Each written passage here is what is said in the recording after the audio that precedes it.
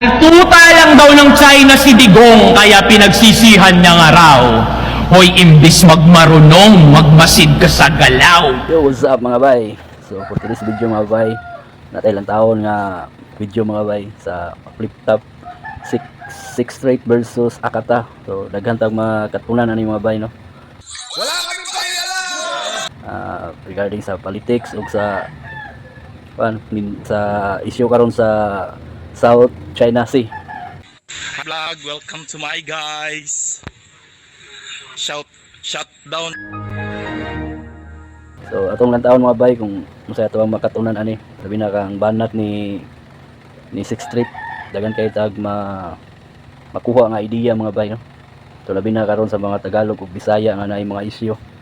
So tara mga bay. Lang daw ng China si Digong kaya pinagsisihan niya nga raw.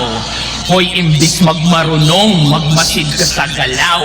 Duterte tuta ng singkit. O sige na, edi wow. Basta pag binomba kayo ng insect, huwag kayong lilipat ng Davao. Pangina, ganito. So mga bay no. 6 Street ang nagistorya 6 Street.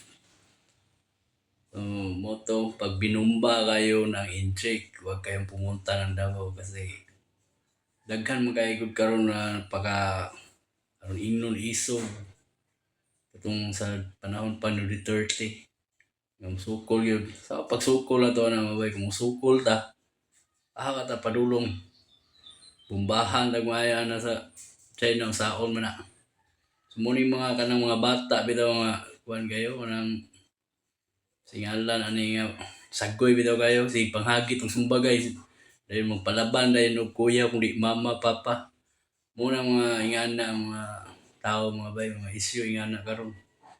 So tara mga bay atong tapuson. Yung mga kuda sa internet no? Pag nagkagera, kanya-kanyang tago yung mga putang ina. Ikaw nga pumuntang China, gamitin mo yung therapy session, tingnan natin kung tatalab yan sa mga missile nila. Gago! Ilan ko? Duterte, DDS daw, Davao Death Squad. I don't know.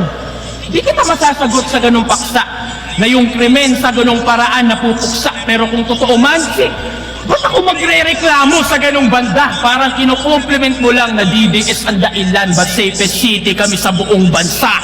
Ang ina mo. So real talk yun po na mga bay no, pinaka-safety nga lugar sa tibuok Pilipinas kaya ang Davao nga kung hadapit sila mga Duterte kay hadlok mga tao dito mga tambay mahadlok na magbinuang.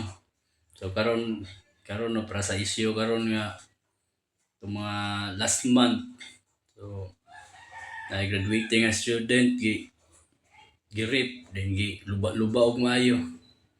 So karon nga panahon mga bay murag lisod jud kayo kontra sa katong Duterte pa sa una. Kay madlog gyud ang mga tao mo binuang ka.